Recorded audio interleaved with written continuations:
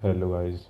तो ये वीडियो है जिसमें मैं बताने वाला हूँ कि कैसे दिल्ली यूनिवर्सिटी के अंदर मैंने एडमिशन लिया, कैसे मेरा स्कोर आया, कितना स्कोर चाहिए होता है मिनिमम दिल्ली यूनिवर्सिटी के लिए, CUET, OBC और SC ST जितने भी कैटेगरी हैं अलग अलग, सब में कितने मिनिमम मार्क्स रिक्वायर्ड है। उसके लिए मैं आपको सारी एग्जैक्ट इन्फॉर्मेशन बताऊंगा। इस वीडियो को देख के आपकी सारी भी जितने भी डाउट्स हैं CUET से रिलेटेड सारी चली जाएंगी।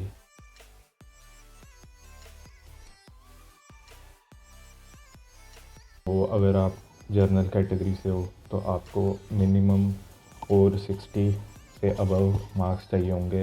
आप अगर जनरल कैटेगरी से हो तो कोई सा भी कोर्स लेने के लिए मैं ये नहीं कहूँगा 460 में आपको कोई टॉप का कोर्स मिलेगा, लेकिन एवरेज बिलो एवरेज कोर्सेज मिल सकते हैं आपको। जैसे कि BSc में आपको मिल सकते हैं BSc मैथ्स ऑनर्स और BSc स्टैटिस्टिक्स टाइप्स मिल सकते हैं।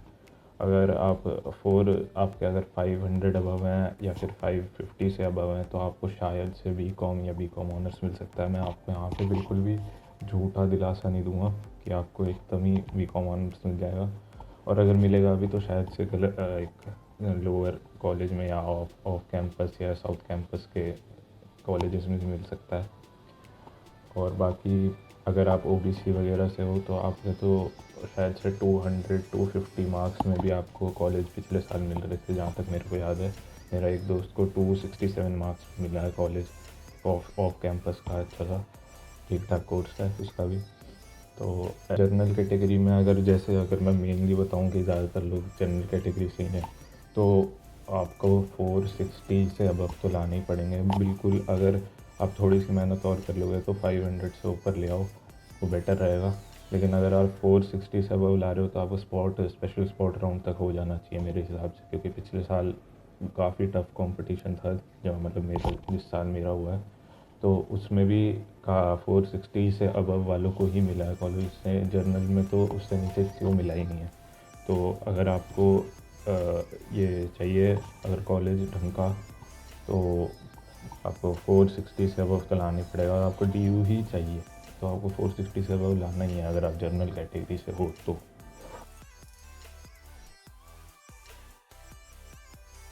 अगर आपको दूसरे जो पिछले साल की कट ऑफ्स भी हैं वो निकाल के देख सकते हो, तो उसमें ठीक ठाक कट ऑफ गई थी पिछले साल, बहुत हाई भी गई थी काफ़ी कॉलेजेस की, क्योंकि मेरे कई कई दोस्त हैं जिनके 700 प्लस आए थे और उनको नॉर्थ कैंपस नहीं मिला है। वो उनको फिर भी साउथ कैंपस के टॉप मिले हैं, लेकिन नॉर्थ कैंपस नहीं मिला। और कुछ तो ऑफ कैंपस में हैं BCom ऑनर्स में, उनके 740 760 इतने भी आ रखे हैं, और फिर भी वो ऑफ कैंपस के कॉलेजेस में BCom ऑनर्स, लेकिन कोर्स अच्छा है।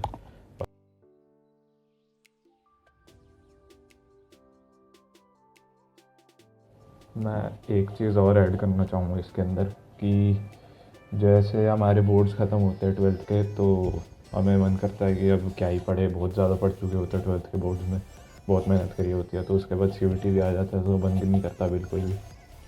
तो मैं ये सही में बोलना चाहूँगा कि ट्रस्ट मी ऑन दिस, अगर आप CUET में डबल मेहनत करके थोड़े अच्छे मार्क्स ले आओगे तो कॉलेज में, मैं सही में बता रहा हूँ, बहुत फ्री टाइम मिलता है। एंड सेम से पहले सेमेस्टर, पूरे सेमेस्टर मज़े ही करोगे, कोई भी नहीं पढ़ता, मतलब ज़्यादातर कोई भी नहीं पढ़ता। तो प्लीज़ प्लीज़ मैं कहूँगा, क्योंकि मेरे साथ भी ये हुआ है और मैं ये नहीं चाहता किसी और के साथ ऐसा हो, क्योंकि बहुत सारे स्टूडेंट्स ऐसे ही करते हैं। मेरे काफ़ी दोस्त ऐसे ही कर रहे थे कि CUET के टाइम बहुत कम मेहनत करी थी और उस वजह से वो रिग्रेट कर रहे थे। ज़्यादातर को DU चाहिए था, लेकिन DU उन्हें IP में ज़बरदस्ती जाना पड़ेगा।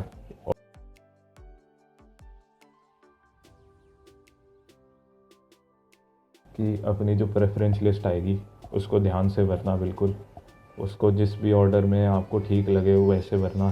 कि भाई ऐसा मत कर देना बस कि नॉर्थ के ऊपर ऑफ रख दिया या कुछ ऐसे। साउथ और ऑफ में कुछ कुछ कर सकते हो कि कुछ ऑफ कैंपस के साउथ से अच्छे होते हैं, लेकिन नॉर्थ ऑफ साउथ से तो बेटर ही है।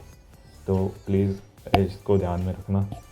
और मार्क्स, CUET के परसेंटाइल मार्क्स बहुत मैटर करते हैं। अगर आपको अच्छा कॉलेज चाहिए तो मेरे हिसाब से 650 प्लस तो ज़रूर स्कोर करना, 650 प्लस, क्योंकि मेरे कई दोस्त हैं जिनके 633 भी आए हैं तो उनको साउथ कैंपस का भी बेकार कॉलेज मिला हुआ है। और थोड़ा कोर्स डिसेंट मिल जाता है लेकिन कॉलेज अच्छा नहीं मिलता है। और at the end of the day जहाँ पे आपको जाना है उसके आसपास की लोकेलिटी, इंफ्रास्ट्रक्चर, वो भी बहुत मैटर करता है, क्योंकि आपको पूरे 3 साल जाना है, 4 साल जाना है। तो इस वजह से मैं ज़रूर ये सजेस्ट करूँगा कि अपने प्रेफरेंस लिस्ट बहुत ध्यान से भरना। 2-3 जगह वीडियोस, बहुत सारी वीडियोस पड़ी हुई हैं यूट्यूब पे, किसी पे भी देख लेना।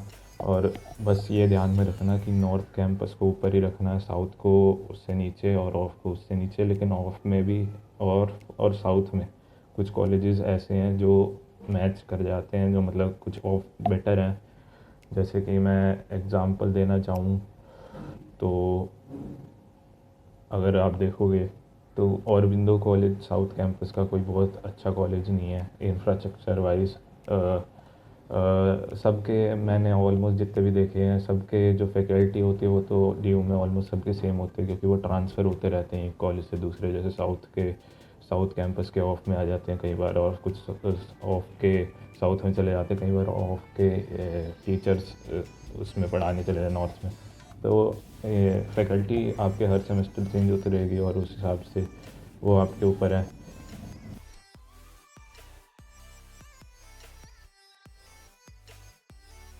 और कुछ लोग, मैं ये भी बताना चाहता हूँ, कुछ लोग ये भी पूछ रहे थे कि हम दूसरे कोर्स के दूसरे सब्जेक्ट्स भी ले सकते हैं। मतलब जैसे कि अगर आप कॉमर्स, फॉर एग्ज़ाम्पल अगर आप कॉमर्स, आपका वो है कॉमर्स विथ मैथ्स, तो अगर आप पीसीएम के सब्जेक्ट्स अगर आप चूज़ करने चाहोगे तो आप नहीं ले सकते, क्योंकि मतलब आप ले तो सकते हो ऑब्वियसली, लेकिन डीयू वो एक्सेप्ट नहीं करेगा, वो रिजेक्ट कर देगा पहले ही।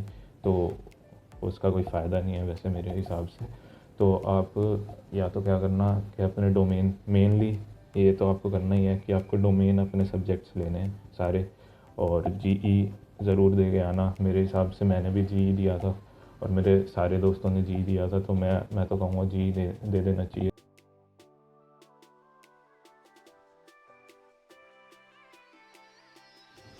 तो जहाँ तक पेपर की बात है, तो पेपर आपका कोई भी प्रिडिक्ट नहीं कर सकता कि कैसा आएगा, क्योंकि अलग अलग शिफ्ट्स होती हैं और कभी भी कैसा भी पेपर आ सकता है। कभी हार्ड आ सकता है, कभी मुश्किल आ सकता है, कभी इजी आ सकता है, कभी मॉडरेट आ सकता है। वो आपके ऊपर, आपके शिफ्ट के ऊपर डिपेंड करता है।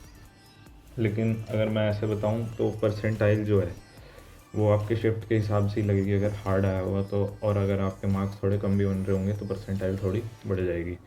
और रॉ मार्क्स जो आते हैं उस पर डिपेंड मत करना, क्योंकि कई बार बहुत ह्यूज डिफरेंस होता है। जैसे पिछले साल अब मेरे एक दोस्त के आए थे 7, टोटल बन रहे थे 7 कुछ 700 में, और उसके बन गए 620, 740 से 620 पे पहुंच गया वो।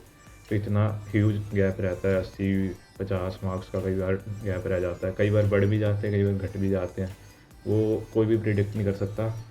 तो आप बस अपनी मेहनत पे ध्यान दो, पढ़ाई करने पे ध्यान दो। और जैसे अगर आपके ठीक ठाक मार्क्स आ जाते हैं तो आपको, मैं गारंटी तो नहीं कर सकता क्योंकि काफ़ी अच्छे काफ़ी लो मार्क्स के भी, जनरल कैटेगरी में काफ़ी लो मार्क्स के बच्चों को भी अच्छा कॉलेज मिल चुका है, और काफ़ी अच्छे मार्क्स वालों को भी काफ़ी ऑफ कैंपस ऐसे कॉलेज मिल चुके हैं। तो मैं ये जेन्युइन रिप्लाई बता रहा हूँ, क्योंकि एकदम ऐसा ही हुआ था। पिछले साल कुछ भी प्रिडिक्टेबल नहीं था और इस साल भी मेरे हिसाब से नहीं होगा। तो आप बस अच्छे मार्क्स लाने पे फोकस करो। बाकी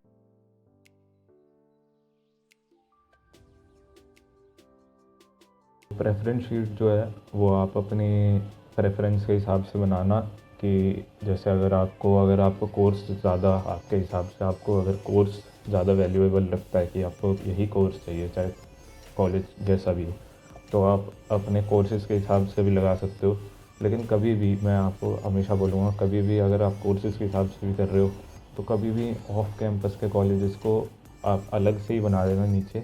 लेकिन ऑफ कैंपस या साउथ कैंपस के जो बिलो एवरेज कॉलेजेस हैं उनको प्लीज़ ऊपर मत रखना। चाहे मैं आप अगर क्योंकि कई बार क्या होता है, अगर आप कोर्सेज़ के हिसाब से बना रहे हो तो ऑब्वियस सी बात है, आप कोर्सेज़ के हिसाब से बना रहे हो तो कॉलेज भी ऊपर आ जाएंगे। जैसे अगर आपने मान लो अपने हिंदू कॉलेज से आपने लिख दिया पॉलिटिकल साइंस बीए पॉलिटिकल, लेकिन और फिर आप ऐसे ऐसे नीचे जाते रहोगे, फिर साउथ कैंपस में वेंकटेश्वर आएगा, शहीद भगत सिंह आया, उसके नीचे अगर आपने नीचे में औरबिंदो डाल दिया ऊपर किसी और, उसके औरबिंदो डाल दिया पॉलिटिकल साइंस में, उसके बाद हमने नीचे स्टार्ट कर दिया बीए, और किसी के लिए बीए, फिर उसमें आपने डाल दिया नीचे बीए हिंदू और ये सब इनमें, तो इस हिसाब से तो ऊपर आ जाएगा वेंकटेश्वर या फिर औरबिंदो ऊपर आ जाएगा।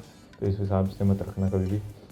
मैं आपको सजेस्ट करूँगा कि जब आप कोर्सेज़ के हिसाब से कर रहे हो तो कोर्सेज़ पहले आप कोर्सेज़ के नॉर्थ कैंपस और अच्छे साउथ कैंपस के कॉलेजेस रख लेना, उसके बाद आप साउथ कैंपस और उनके अलग से ऑफ कैंपस के नीचे अलग से बना देना। आपको बस आपके पास दो ऑप्शन है सिर्फ, कि या तो आप के कोर्सेज़ के हिसाब से बनाओ, या तो आप उसके हिसाब से बनाओ कि कॉलेज आपको कौन सा अच्छा चाहिए। मेनली लोग कॉलेज के हिसाब से बनाते हैं क्योंकि ऑब्वियसली रेपुटेशन रहती है नॉर्थ कैंपस की, तो और प्लेसमेंट्स भी I think better north campus के ही होते हैं, तो आप देख लेना उस हिसाब से। बाकी काफ़ी लोग अपने एरिया के हिसाब से भी बनाते हैं कि अपने आसपास के कॉलेज, इस हिसाब से मेरे हिसाब से ये तब करना चाहिए जब आपके पास बाद में ऑप्शन आए, कि जब आपके स्पॉट राउंड में जब आपको पता हो कि कोई सा भी कॉलेज नहीं मिल सकता, अब कि आपको अच्छा कॉलेज मतलब मिलने के बहुत कम चांसेस होते हैं, तब आप अपने पास वाले कॉलेजेस के रख सकते हो। क्योंकि अगर आपको मान लो अगर आपको बेकार कॉलेज मिला, ऊपर से दूर मिला, तो आप बहुत ही, एक तो वैसे ही बच्चे कम जाते हैं कॉलेज, और ऊपर से आप वैसे भी नहीं जा पाओगे क्योंकि आपको मन ही नहीं करेगा, इतना दूर तो बेकार कॉलेज मिला। तो ये मेरा जेन्युइन रिव्यू था इस बारे।